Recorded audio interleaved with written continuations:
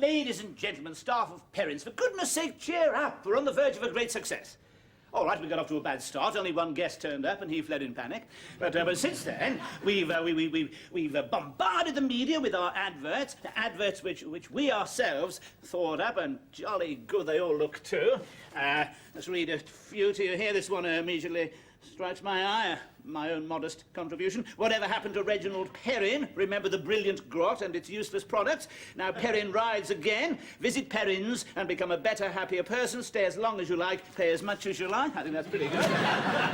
Visit Perrin's, the commune for the middle-aged and the middle class. Well done, our music therapist. Thank you. Perrin's is super. Nice one there from the sex consultant. Perrin's is a knockout. Very good one there from our culture officer. Thank you. Now there's a very, very clever one here from the arts therapist. You'll like this one. Are you a backward reader? Then visit Snirrup. Backward reader, Snirrup, Perrin's. It's not important, Jimmy. I just thought I'd mention it as you were sitting next to me. Lost all faith in experts, then come to Perrin's, guaranteed no experts in anything. That's a very clever one there from Madam Secretary. I didn't get where I am today without knowing that Perrin's is the best things in sliced bread. Yes, I don't know whose that is, but quite a good one. And last, and probably least, the snappy, pithy contribution from Tom, our sports supremo. Want to drop out, but don't like dropouts. At Perrin's, the dropouts are just like you. They're more like drop-ins. So next time you feel like dropping out, why not drop in? That's a jolly interesting one there from Tom. I think the mistake we made, you see, was having a group meeting right at the very beginning. As head of the community, I really should establish my authority. So from tomorrow onwards, I shall personally interview the guests that will pour in as a result of this saturation coverage. And I think this time you'll find there's more than one. What are the exact numbers of the latest count, Madam Secretary? 2. There you are, you see, twice as many. Perrin, here, on green. Would you send in the first of our 2 guests, please, Madam Secretary? Thank you. Good morning, and welcome to our little community. Morning, and come in. And morning, and welcome to our little... Good heavens, it's Mr. Pelham, the pig farmer. Got it in one, old son. Sit down. Yeah, you know, when I saw your adverts, I thought, that's the self-same Perin that used to swill out my porkers. Oh, wow. He's the man to come to with my problems, I thought. Right. So what are your problems, Mr. Pelham? Well, I've expanded, Reg. Pigs, cows, battery chicken. I'm a success. Oh, good. Yeah, an abattoir in Bicester gives me group rates. Oh, splendid. So what's the problem? Meat. I've gone off meat. Oh, dear. Well, you know, all those chicken locked in the dark with their beaks cut off. Calves kept anemic so their meat will be pale, and all of them to be slaughtered in the end so that people can gorge themselves. Oh, dear, oh, dear. And, you know, my daughter doesn't speak to me anymore. Oh. My son, he's a vegetarian. And it's 10 years now since my wife was knocked over by that bus outside of McFisheries. Oh. the branch isn't even there anymore now. It's Timothy White's. Oh, dear, oh, dear. Look, is that all you can say? Oh, dear, oh, dear, oh, dear. Oh, dear, oh, dear. No, try and look professional. Sorry, professional secret. Well, I get these strange dreams, Reg. Dreams of hell. Oh, dear, oh, dear. Well, I'm locked in a cage and my nose cut off. Yeah, rows and rows of me, millions of me. And opposite, there are thousands of me turning on spits, dripping fat. Oh. And Satan and thousands of his sultry mistresses are licking their lips in anticipation of their finger-licking Hades fried Pelham. Oh, dear, oh, dear. Well, you can't do anything for me. No, we can do something. Say something, say anything.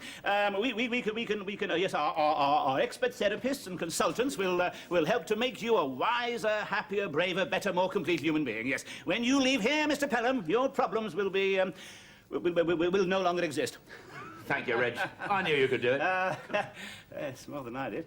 Right. Perin, here. Would you send in the second? I'm on red. Yes. Would you send in this? I may jump from red to green, so keep on your. Exactly. Yes. Would you send in the second of our 2 guests, please, Madam Secretary? Thank you. I must be much more confident and assertive right from the start. Morning, and come in. Morning. Thruxton Appleby, the textiles tycoon. I expect you've heard of me. Yes, of course you have. I saw your advert in the Mucklethwaite Morning Telegraph and I liked its barefaced cheek. One thing I admire, it's barefaced cheek. Yorkshireman, are you? No, a Londoner. Oh, that's odd. That's odd. You don't often find barefaced cheek among namby-pamby southerners. Well, Mr. Perin, normally I don't bother with quacks, cranks, or crackpots, but I've tried everything. Elf farms, head shrinkers, religion. You are my last resort. Oh, how flattering. So what is your problem, Mr. Appleby? I'm not likeable, Mr. Perin. Thinks he's not likeable and he's dead. Right. Sorry, professional secret. I'm not liked as a person, do you see? It's an ungrateful world. When I think of all I've done for Mucklethwaite, you can walk through the Thruxton Appleby Memorial Gardens, past the Thruxton Appleby Memorial Bandstand, and gaze out over the whole of Mucklethwaite as far as Scragend Fell. And what are you sat on? I've no idea. The Thruxton Appleby Memorial Seat. Oh, shouldn't memorials be for after you're dead? Well, that's no good, is it? You can't take them with you. Aye. Mr. Perin, my trouble is I expect money to carry it all before it. Aye. Cure me of that and you can name your price. Oh, right. To treat him the way he treats everybody else. Just be as rude as he is. Smoke? Yes. Oh, smoke's filthy habit. Caught you there. Drink? Yes. Whiskey, vodka, gin? Anything? Drinks like a fish. Caught you twice. Sick as well as nasty. What you say? Oh, deaf too. Drinks with deaf. I'm not used to being spoken to like that. Well, you should come here more often. Tell me, Drangleby, why do you think you're so loathed? Not loathed, Mr. Perin. Not even disliked. Just not liked. I'm rich, do you see? Oh, we'll soon cure you of that. Nosy swine. Excuse me, would you? I don't think I'm a nosy swine. Caught you again.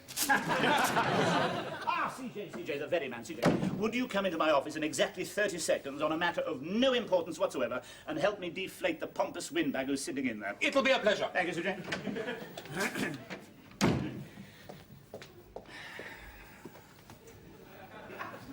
Come in.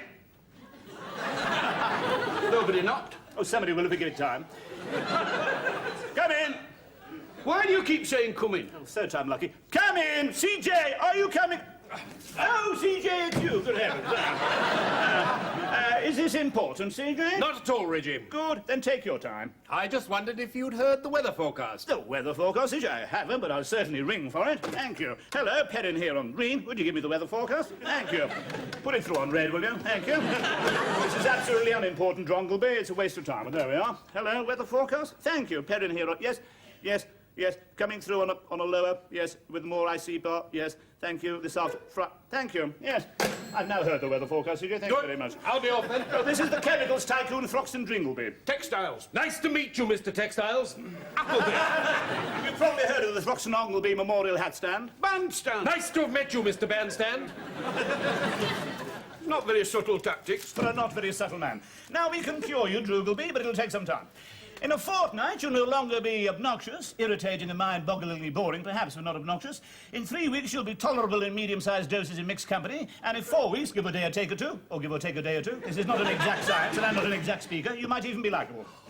Thank you. Right. Off you go, you bloated capitalist. Take your unacceptable face from my study. Thank you. Thank you. He took it. They believe me. They must be mad.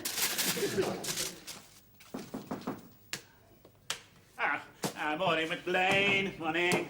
How are things going in the kitchen? We blerlicking good stops. There we skeleton, he pladdle up your clunge. Good. Glad to hear it. Things are going extraordinarily well outside. It's pretty quiet at the moment. The rush will soon be starting up. Do you think you can cope all right here? Slechte tergiversie. Wel, peregrine het herslooks. Nee, kraggel, you drink. Good. I must say I like your attitude, McLean.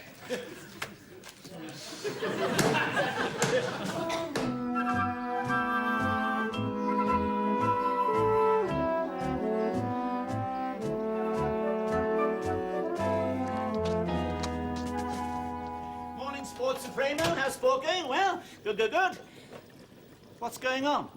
Remember I used to make homemade wine? Yes, I do seem to recall something of the kind, Tom. You started making them again, haven't you? Oh, no. Oh, good. I'm making spirits now. Oh, God. Prune brandy, loganberry whiskey, sloe gin. Good God. I'm afraid I've got a disappointment for you, Reggie. Oh, yes, what's that, Tom? None of them ready to drink yet. Ah, what a shame. Gin too slow? I said the gin too, it's a play on... Tell me, so, how's sport coming along then? How are the activities, huh? I told you, Reggie, I'm just not a sports person. But you started off so well, Tom, with that football with no opponents. I'm sorry, Reggie. I was discouraged by our early failures. I am not a sport person. Well, you better get undiscouraged. Otherwise you'll end up not being a job person. Huh?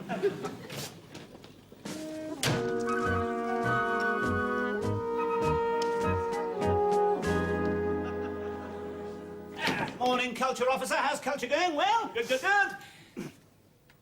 What's going on? Well, culture, Reggie. This is Art City, Arizona. Knockout, eh? This isn't culture, these are boobs. They're actresses' boobs, Reggie. That's culture. Actresses? Yeah, we'll read any of the captions. Vivacious Virginia is a radiologist's daughter. Her dad made some pretty startling developments in X-ray technique, but you don't need an X-ray to see vibrant Virginia's startling developments. Volatile Virginia plans to become a classical actress. She might reveal a big talent, but unfortunately she'd have to hide her biggest assets. That's culture, Reggie. Curvaceous Caroline's a colonel's daughter. Dad might think she was improperly dressed for parade, but then she's fighting a different battle of the bulge from the one he got a DSO for. Come to think of it, we wouldn't mind pinning a medal on Cock-a-Hoop Caroline ourselves. Cultivator Caroline plans to become a Shakespearean actress. It's a case of from the bed to the bard. Oh, really? That's culture, Reggie. There are 100 boobs in here. A ton of tits. Prospective clients get in touch with me, Tony, and say, do you have any cultural activities? And I say, yes, we've got a ton of tits. What do you think will happen? I think they'll come rushing here. Yes, I think you're probably right. Yeah. Titty City, Arizona. Never mind that, just get some culture going, that's all. Yeah, well, I'm sorry, Reggie. I've just been a bit discouraged by our earlier failures. Oh, well, you better get undiscouraged. Otherwise, this is going to become Chuckout City, Arizona. Knockout? No. Thought not. Oh, ladies and gentlemen, staff of Perrins, for goodness sake, cheer up. We're on the verge of greatness. Now, one or two of you told me they feel a little discouraged. Now, I won't name names. Oh, obviously Tom. He's got all the fighting spirit of a rabbit from a broken home. I see. What's brought on this touching burst of wifely affection, Squelchy Poo? Oh, shut up. Was it you? I can't answer you and shut up. Oh, shut up. Was it you or wasn't it? Please, please. Where's all our love and peace? Exactly. Well said, darling. It was Tony, bound to be. Oh, great, yes. Score the old marriage harmony bit. Great. Third argument today. Knockout. I don't like arguing. Oh, don't worry, because I do. Well, I do. Well, I do. Please, please. Where's all our love and peace? Exactly. Well said, darling. Well, I'd rather argue than be like the Harris Joneses. I mean, they agree so much they're hardly separate people anymore. I don't think that's fair. Sorry, after you. Well, I think our marriage is happy because we agree. I agree. I think it's stupid to find things to disagree about in order to prove you can agree to disagree. I agree. Anyway, we sometimes disagree. For instance, we both like to sleep on the right-hand side of the bed. That's agreeing. I disagree. I think it's disagreeing, because we can't both sleep on the right side. I mean, to agree would be to disagree about our favourite side, so that we sleep on different sides. As we, in fact, do. By agreement. Please, please. Where's all our love and peace? Exactly. I wish you wouldn't keep saying that, darling. Oh, I see. I try to help and I'm accused of repeating I'm myself. not accusing you of anything. I'm merely saying that and I'll say it again, that you keep repeating yourself. Exactly. I try to help and I'm accused of repeating myself. You're still repeating yourself. Please, please, where's all our love and peace? Oh, shut up, Tom! I didn't get where I am today listening to married couples squabble like children. Mrs. C.J. and I don't squabble like children. Can't. In Luxembourg for 6 months. 9. I told her to stay on until we get things straight. Now, this is all my fault. No, please, no, don't deny it. Now, I haven't shown enough faith and trust in you. I've taken far too much on my own shoulders. I've been too dominating, too eager to establish my own role. Well, from now on, that's all going to change. I shan't interfere at all. I'll just hold a watching brief. And you will have all the authority, all right? And that's an order. What I don't understand with us... Now, carry on, arts officer. Take no notice of me. Isn't she a beauty, Reg?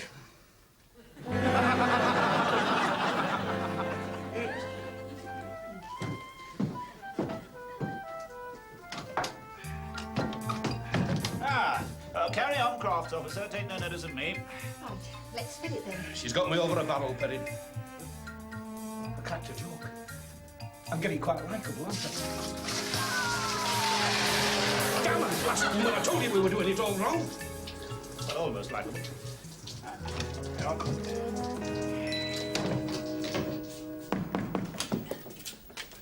Morning, morning, McLean. Well, the rush has started. 8 new guests have just arrived. There's a middle manager from a multinational plastics company, the director of a finance firm that specialises in pyramid selling, a housewife, an arc welder, the head of the comedy department at Anemia Television, a VAT inspector who hates the fact that he likes his work, a probation officer who hates the fact that he hates his work, and an unemployed careers officer. So, do you think you can cope? Hey, waddle me, you crinkleway. Not a blanket. Wouldn't he frick a doodle split?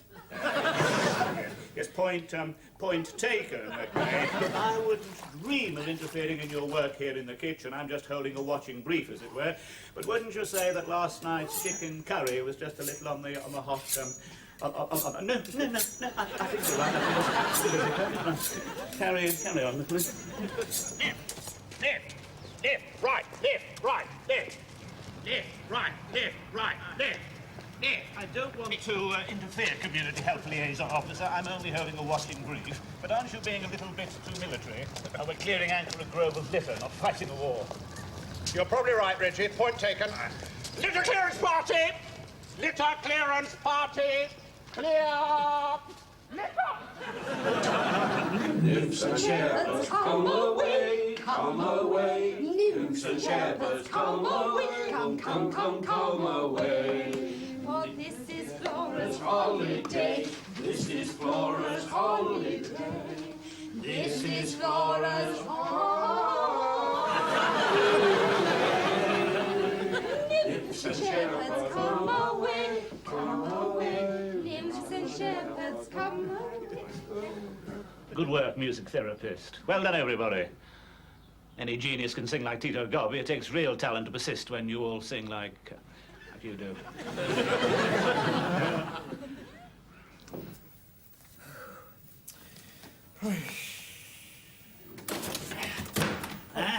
How's the head of the comedy department at Anemia Television? Not too bad, I suppose, all things considered. I'm sorry. You carry on, Doc, as if I'm not here. Right? Right. Right. Now, well, we'll try a few simple word associations, Bernard. Mother? Comedy. Please don't interrupt, Reggie. Sorry. Right. Off we go.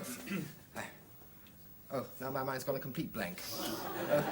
You're unsettling me, Reggie. Well, I'm terribly sorry, Doc, for interrupting. No, I'm sorry. Just carry on as if I weren't here. It's mind over matter, you see. It's what we call psychological. Yes, I know, Reggie.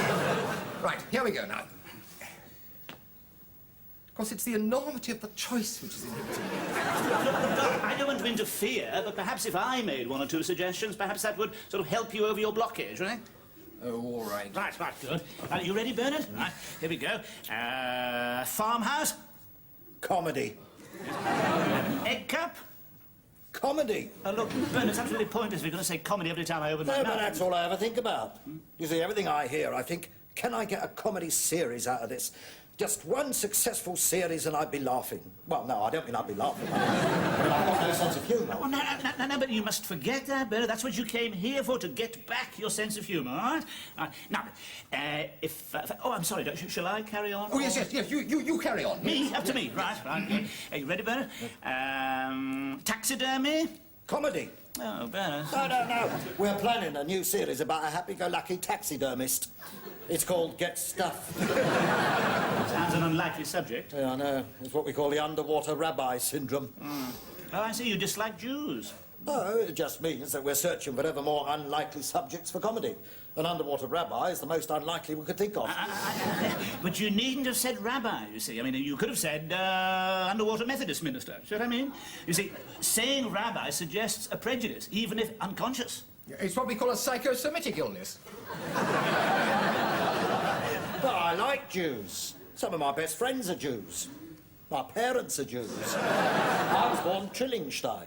But you see, I didn't want people to say, well, of course he's successful because he's a Jew. I wanted them to say, well, of course he's successful. He's Bernard Trilling. Some hopes I should have that anybody should think that I was successful. A head of comedy without a sense of humour. A head of comedy without a sense of humour. Here, you've solved my problem.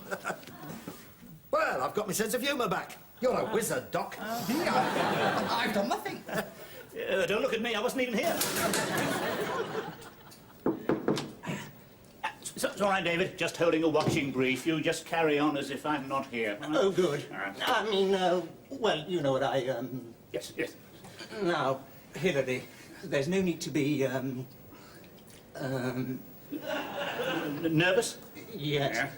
That's what I was trying to say, but I'm a little bit, nervous? Yes. Yes. Maybe if you didn't, Keep interrupting all the time. Yes. The trouble is, David, you keep going so how shall I put it, so, infuriatingly slowly. Exactly, yes. I know. I just seem to sort of go to pieces when you're here, Reggie. You mustn't, David, because I shan't always be here to pick up the pieces. No. Well, the subject I deal with, Hilary, is, Sex. Yes. Yes. Well, lots of people, at times anyway. I mean, after all, life's full of, well, not problems exactly, difficulties, and, well, there's nothing to be, I mean, there's...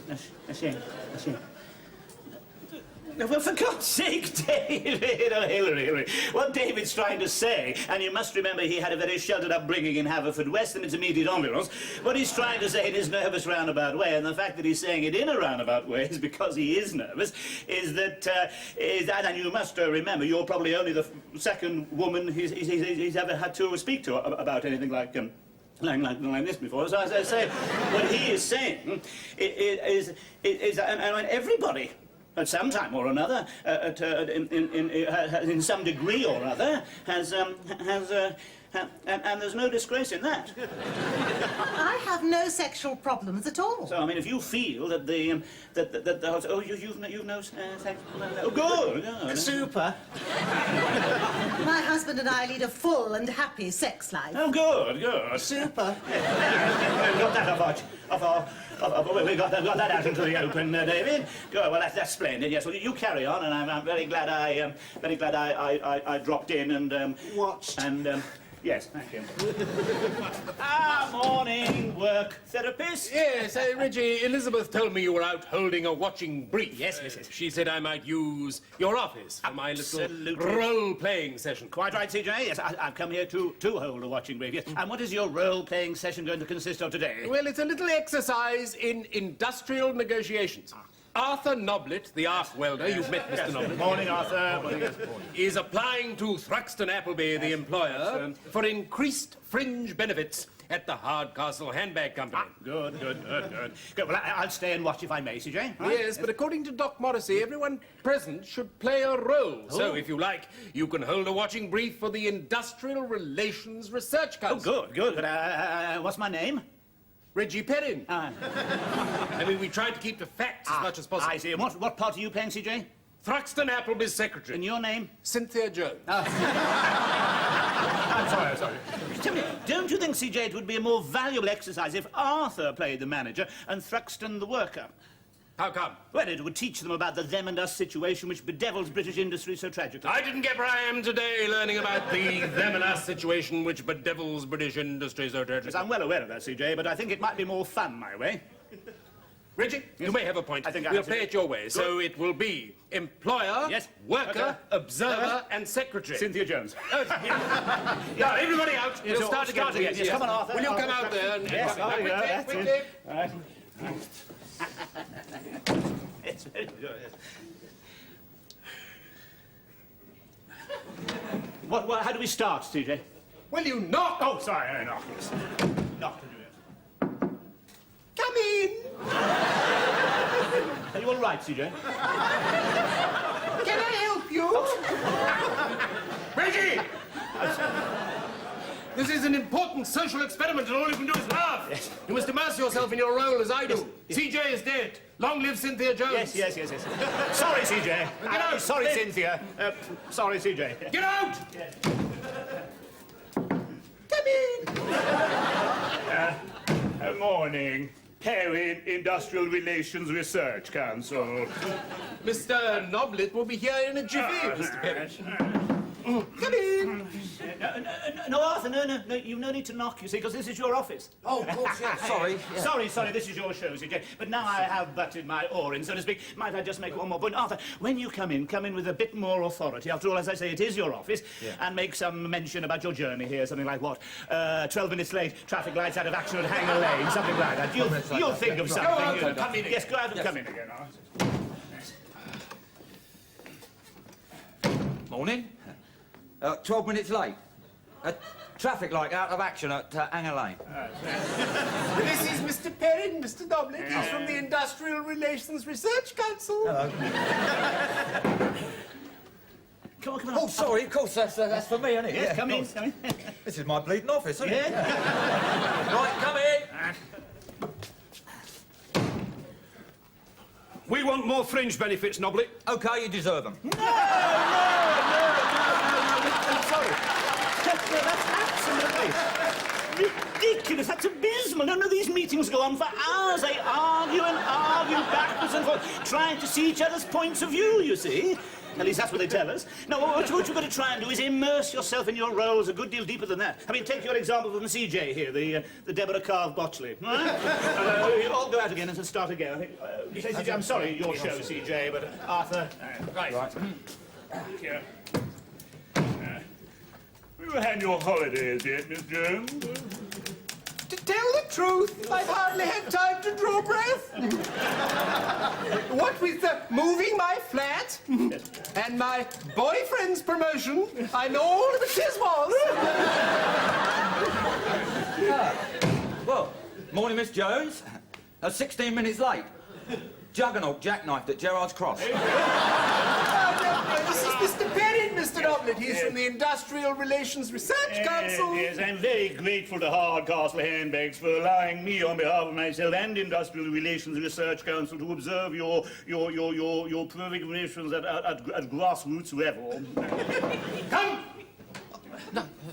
No, sorry, you're Cynthia, CJ. Sorry, I got it wrong that time. You got it wrong then. A case of the pot calling the kettle a silver lining. Yes, speaking my language, CJ. You go out and come in again. Enter. Right, sit down, Appleby. Now then, what's this spot of bother? The chaps on the shop floor want more fringe benefits. Stupid of them, the lazy good-for-nothings, but there it is. Wait a minute, what do you mean it's stupid of them? God, blimey, how you blokes are supposed to make both ends meet while Burks like me cough for 20,000 a year on about us there? No, sir, Arthur, no, that's completely wrong. Don't you see, Thruxton? You really believe, as the worker, that you deserve these fringe benefits, and you, Arthur, as the manager, really believe you can't afford them. I'm sorry, CJ, I shan't interrupt again. I'm sorry, your show. Yes, thank you very much, Reggie. Do you mind if we start again? Yeah, I'm sorry. Appleby, will you go out and come in again? We'll take your knock as read. I'd rather knock if you don't mind. Oh, well, get out and knock! Right, come in. Right, Appleby, sit down. Now then, what's this spot of bother? The lads are a bit cheesed off, Mr. Noblet. They want more fringe benefits now. I know times are hard, what with the fluctuating yen and you having to declare a reduced dividend, but nevertheless, the lads would like more fringe benefits. Wait a minute. What sort of fringe benefits? 5 weeks holiday, automatic membership of the golf club, free investment advice, company cars, an increased shareholding and an improved dividend. Piss off. No,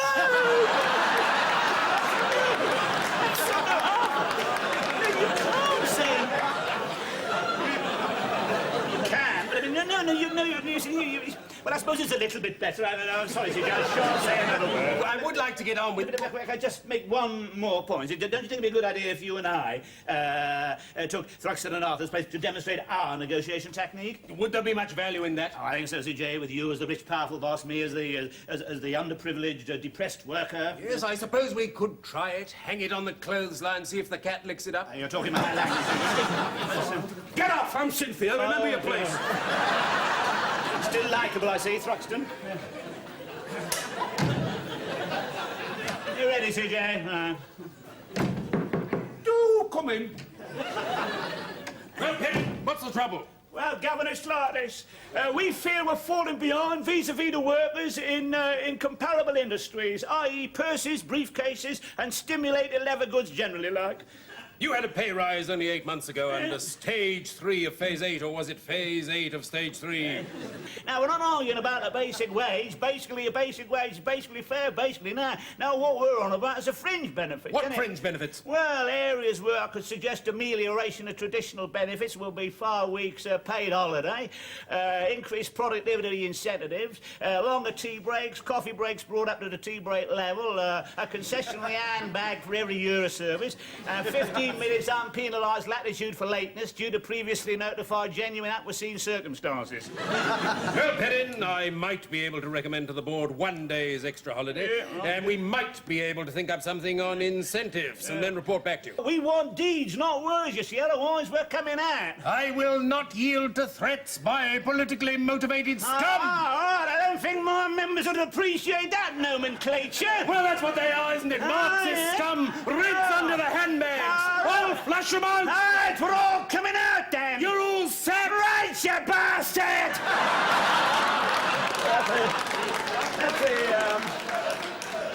That's the sort of thing we had in mind, you see. Sort of give and take, seeing the other chap's point of view, you see. Right, you carry on, Cynthia. I'm sorry, Cynthia. I'm sorry, Cynthia. Yes, absolutely, yes, quite agree. Absolutely, yes, come in. Yes. Sorry, not you. Thruxton. I just popped in to pay, Reggie. I'm leaving. Yes, I'm sorry things haven't quite worked out. No, but they have. You've done wonders. I am now immensely likeable, aren't I? Yes, it is immensely likable. Yes. Lovable, even. Well, not quite lovable, not yet, no, but you're certainly on the right lines.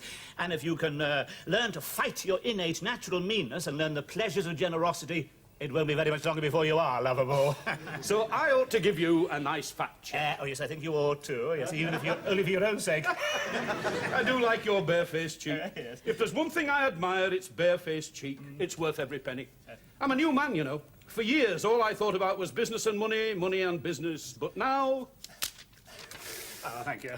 Don't worry about it being too much. It's tax deductible.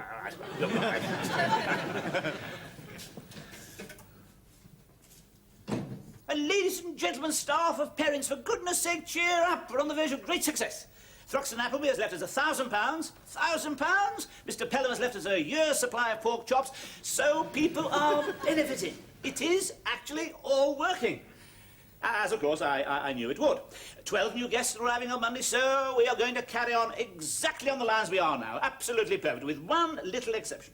In order to ensure our continuing success, I am going to take a rather more dominating role from now on. But I think we ought to have a little vote about that, certainly. So anybody against that? No, that seems to be unanimous. Good. We'll carry on as we are.